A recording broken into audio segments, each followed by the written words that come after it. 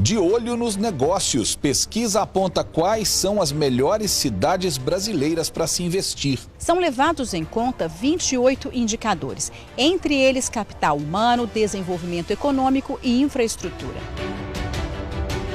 Desemprego. Levantamento mostra que a maioria das pessoas que estão fora do mercado de trabalho possuem menos de 24 anos. O mercado de trabalho, neste momento, ele procura aquelas pessoas que têm maior produtividade e essa produtividade já que levou à experimentação. Então, alguém que já tem algum treinamento, alguém que já tenha uma certa idade. E no futebol, o Boa Esporte ficou apenas no empate com o Internacional.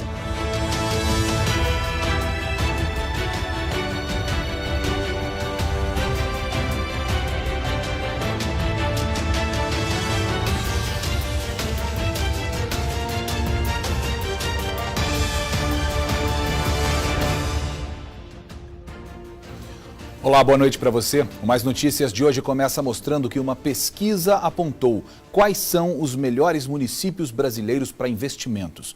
O levantamento revela que Juiz de Fora é a terceira melhor cidade mineira para os negócios. Outros municípios como Varginha, Pouso Alegre, Lavras e Poços de Caldas, todas elas no sul de Minas, também ficaram entre as 100 melhores cidades mais promissoras do Brasil.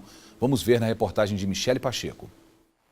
Juiz de Fora é a terceira melhor cidade de Minas para investimentos. É o que mostra uma pesquisa da revista Exame. O município, de quase 570 mil habitantes na Zona da Mata, ficou em 43º lugar entre as cidades do Brasil com mais de 100 mil moradores e entre as 20 com população acima de 500 mil pessoas. A pesquisa é feita desde 2014 para a revista Exame. São levados em conta 28 indicadores, entre eles capital humano, desenvolvimento econômico e infraestrutura.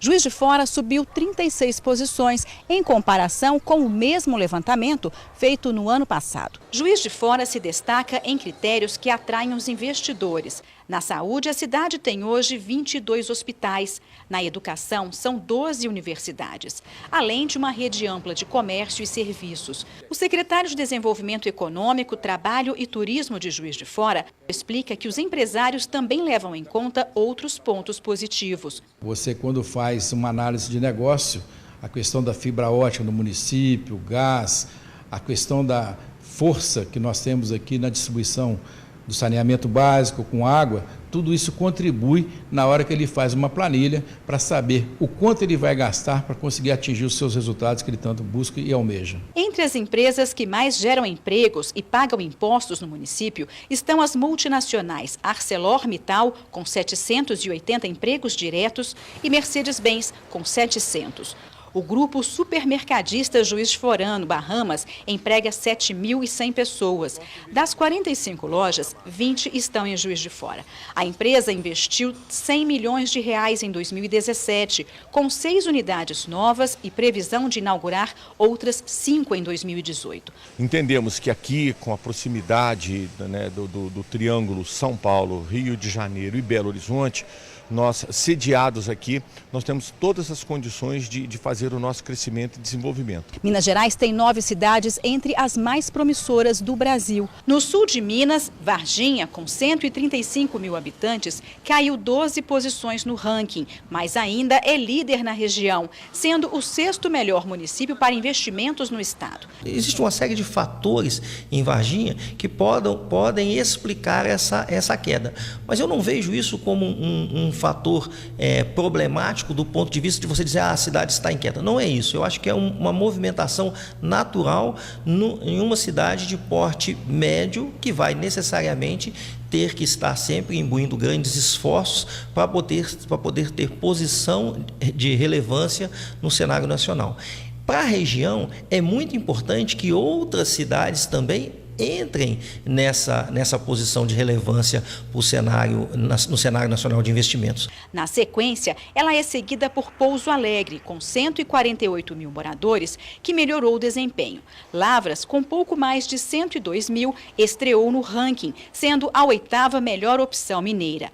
A maior cidade do sul de Minas, Poços de Caldas, com 167 mil habitantes, ficou na 9ª colocação no estado e melhorou a posição. Essa é uma ferramenta que pode auxiliar os investidores, ou os possíveis investidores e empresários, a fazer uma pré-seleção, digamos assim, de cidades ou regiões, porque o fato de ser uma cidade igual Varginha ou Juiz de Fora, que está ranqueada entre as 100 melhores para investimento, também propicia para as outras cidades que estão no entorno aqui próximas a serem também direcionadas para uma possibilidade de investimento.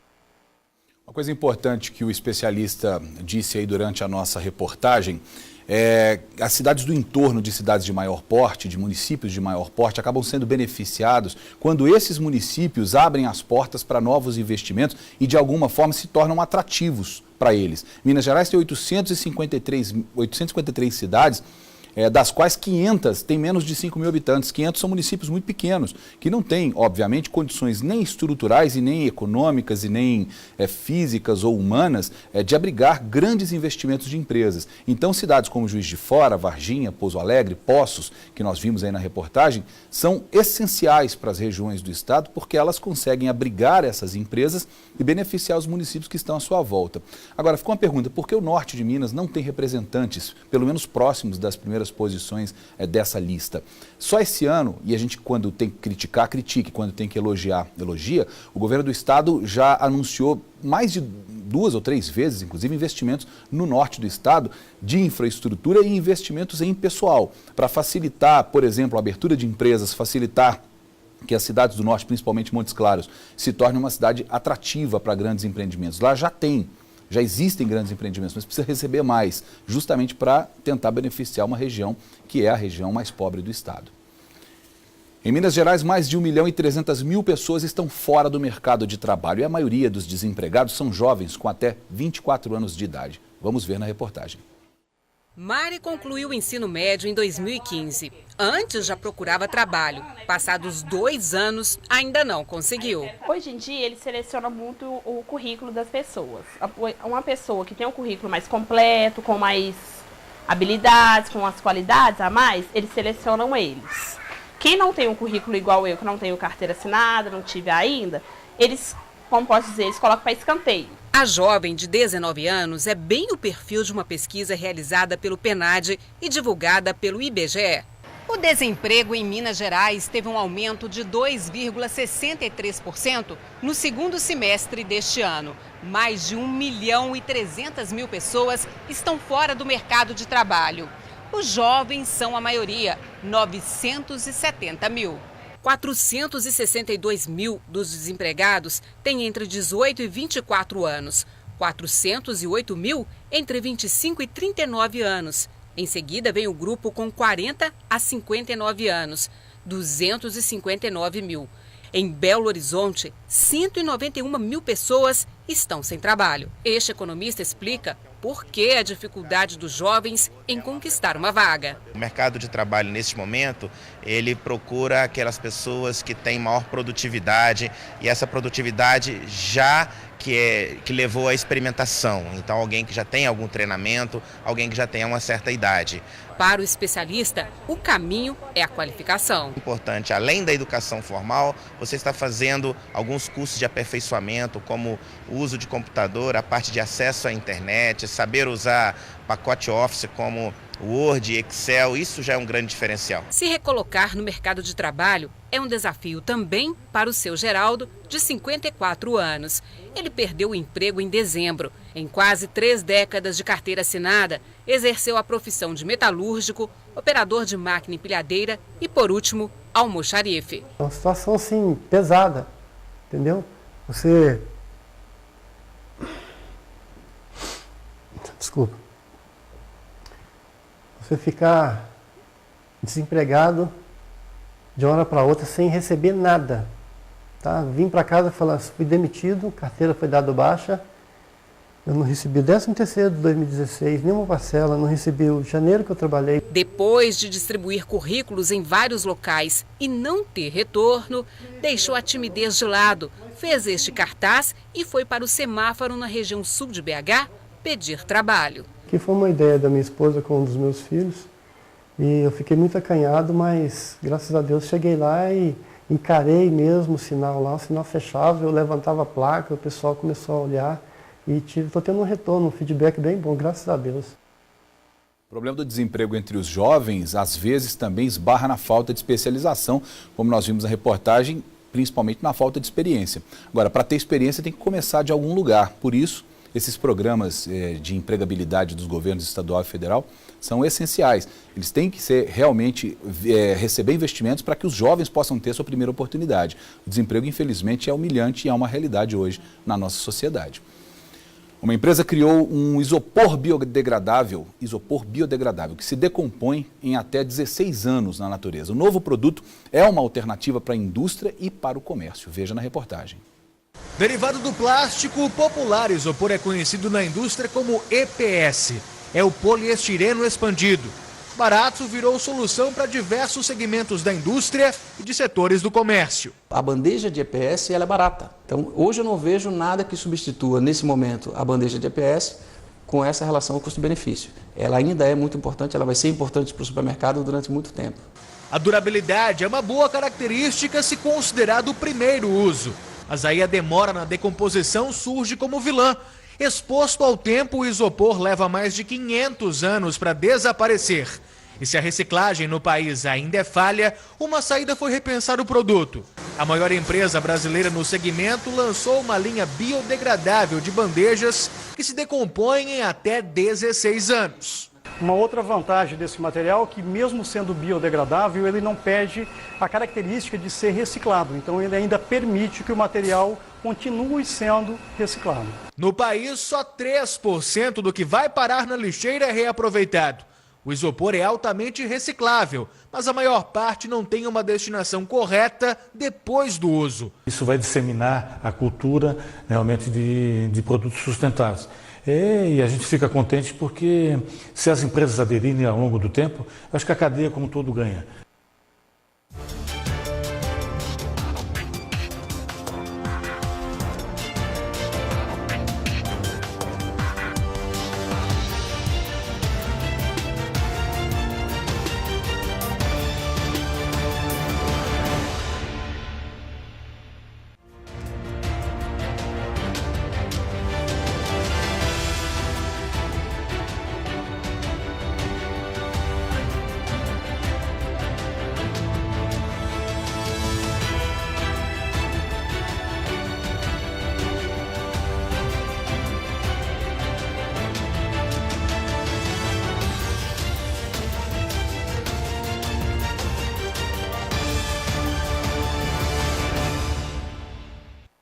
Foi encontrado na tarde de hoje, enterrado em uma mata na zona rural de Bom Repouso, no sul de Minas, o corpo do mecânico Ederson Rabuski, de 25 anos. Ele estava desaparecido desde a noite do último domingo. Segundo a Polícia Militar, o crime teria sido cometido pelo presidente da Câmara de Vereadores de Bom Repouso, Ederson dos Santos. Hoje, o vereador confessou o assassinato e apontou o local onde o corpo foi enterrado. Ainda de acordo com os militares, a namorada da vítima seria ex-namorada do vereador e o crime pode ter sido cometido por ciúmes. O presidente da Câmara de Vereadores foi preso e, neste momento, presta depoimento na delegacia de Bom Repouso. E um homem foi preso depois de manter 3 pessoas reféns dentro de um motel na cidade de Juiz de Fora. Quem tem as informações é Michele Pacheco.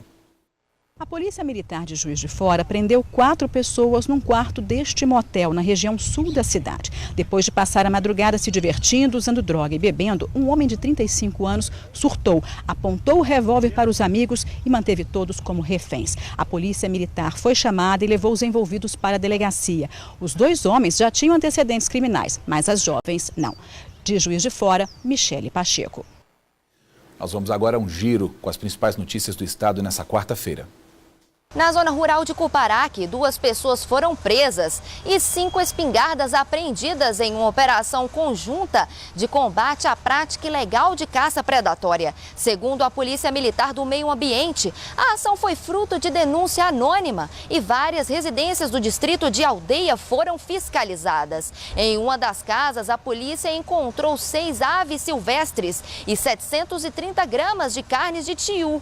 O material apreendido e os presos foram encaminhados encaminhados para a delegacia de Conselheiro Pena. De Governador Valadares, Camila Dourado. A Polícia Civil apresentou hoje o resultado de 2 operações realizadas esta semana. Em uma delas, um homem de 29 anos foi preso suspeito de vender anabolizantes e inibidores de apetite. Os medicamentos eram adquiridos no Paraguai e revendidos em Belo Horizonte e região metropolitana por um aplicativo de celular. Em outra operação, 3 homens foram presos suspeitos de fazerem parte de uma quadrilha especializada em roubo de cargas. 2 deles estavam usando tornozeleiras eletrônicas. De Belo Horizonte, Shirley Barroso.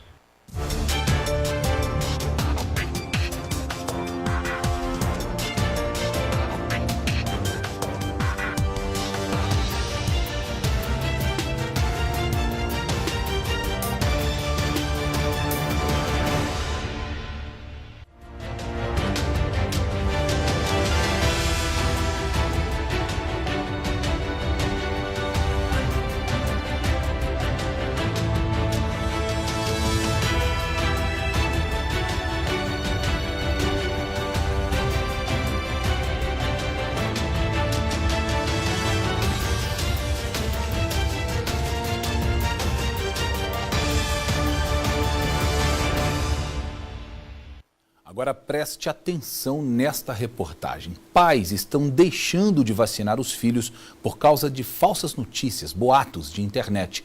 Os especialistas alertam para o perigo que isso pode causar na saúde da criança. Veja comigo.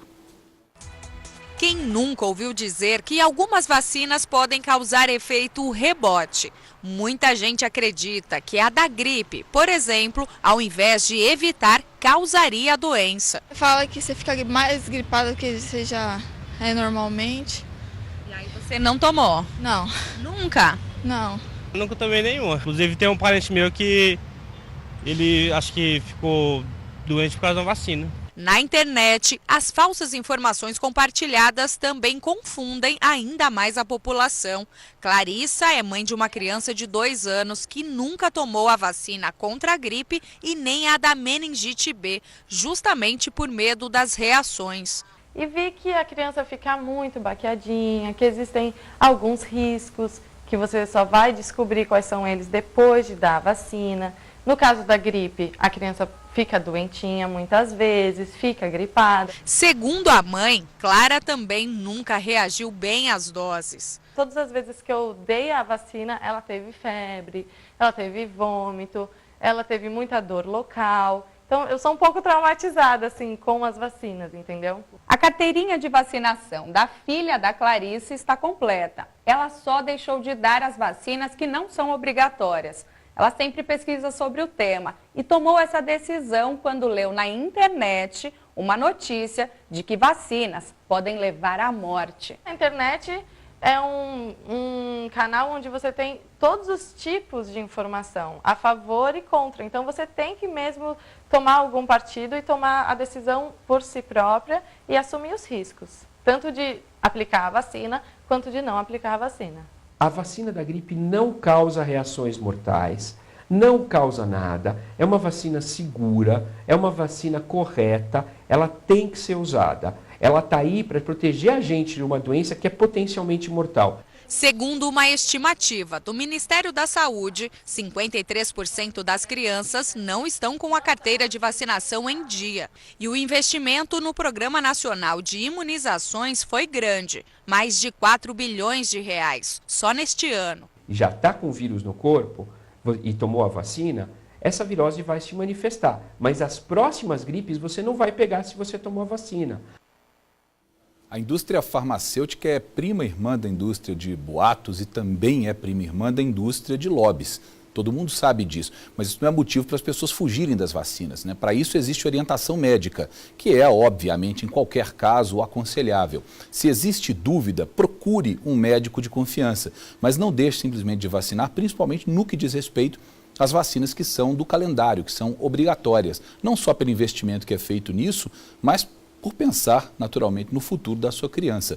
Não vale a pena simplesmente deixar de lado com base no que você leu na internet. Para isso, existem os médicos e, principalmente, os médicos de confiança. Vamos falar de esporte?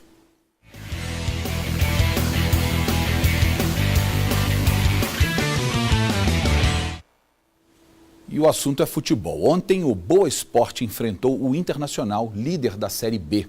O jogo foi na cidade de Varginha e terminou em 0-0. O repórter Rafael Silva acompanhou a partida. Vamos ver. Os torcedores do Boa Esporte queriam a vitória de qualquer maneira.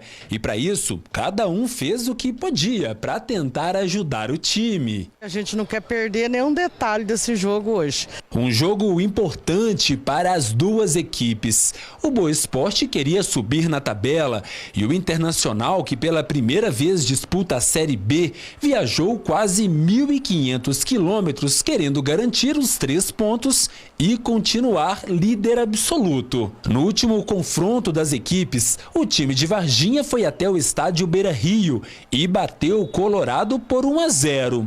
E agora?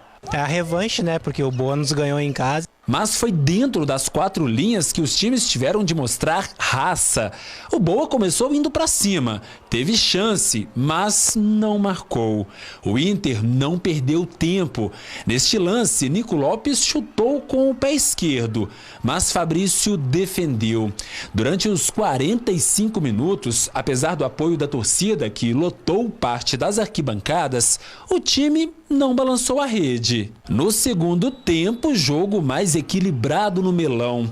Logo no começo, em uma cobrança de escanteio, o Inter foi para cima, mas Fabrício defendeu. O Boa respondeu com contra-ataque. Juan avançou pela direita, chutou, mas a bola foi para fora. Aos 25 minutos, mais uma vez o Boa atacou. Reis avançou e de cabeça Wesley tentou, mas a bola foi direto para as mãos do goleiro. Fim de jogo e tudo igual no melão. O placar de 0-0 não era exatamente o que os torcedores queriam. Os 3 pontos seriam importantes para o Inter, que sonha em voltar para a elite do Campeonato Brasileiro. Já para o Boa Esporte, a vitória afastaria o time da zona de rebaixamento. Não deixa de ser um bom resultado, se bem que o resultado seria, o normal seria a vitória do Boa, nós não somos superior ao Inter. A gente está levando um ponto que pode fazer diferença ali na frente. Então, em cima de todas as circunstâncias, a equipe ela teve que se moldar dentro de campo e ela não conseguiu manter o nível das partidas que a equipe, com todo mundo, vinha mantendo. Isso é normal. Pela Série A do Brasileirão, começa hoje a 29ª rodada. O Cruzeiro joga nesse momento fora de casa contra o Coritiba. O jogo está 0-0. Também já estão jogando Atlético Goianiense e Vasco em Goiânia e a partida também ainda não saiu do zero. Vamos ver agora quais são os outros jogos dessa rodada. Às 9 da noite tem jogo no Horto. O Galo recebe a Chapecoense. Às 9h45 da noite, 2 partidas. Tem o duelo entre os tricolores no Maracanã, Fluminense e São Paulo. E na ressacada, em Florianópolis, o Avaí joga contra o Botafogo. Bom, e logo mais às 9h45 da noite tem um outro confronto que já está dando o que falar. O Corinthians, que é líder do Brasileirão há nem sei quantas rodadas, recebe o Grêmio, que é o vice-líder. Antes da bola rolar, o presidente do Grêmio, Romildo Bolzan Júnior, provocou uma polêmica enorme ao colocar em dúvida a ética do árbitro do jogo. Veja comigo. O jogo é contra o Corinthians, o líder do campeonato, mas o Grêmio está preocupado mesmo é com o árbitro Heber Roberto Lopes. As críticas e a desconfiança do Grêmio não terão influência na partida, garante o técnico Fábio Carilli. Não influencia, ainda mais se falar de Heber, um árbitro experiente, já viveu muitas coisas na vida. Como no primeiro turno, o Corinthians é líder, o Grêmio vice. Como naquele confronto, está em jogo a diminuição da diferença de pontos que separa os dois. Era de 4 em junho, hoje passou a ser de 9. O Corinthians saiu de campo em Porto Alegre com a vitória por 1-0 e de lá para cá manteve sempre uma distância segura para seus adversários. Como este é o último confronto direto entre líder e vice-líder, o jogo é decisivo. É o chamado jogo de 6 pontos. Grêmio e Corinthians sempre é jogo pesado, sempre é jogo decisivo. A gente tem que concentrar aqui, trabalhar e bem focado para o jogo. Muito bem, mas notícias de hoje fica por aqui. Nós voltamos amanhã, quinta-feira. Tenha uma boa noite.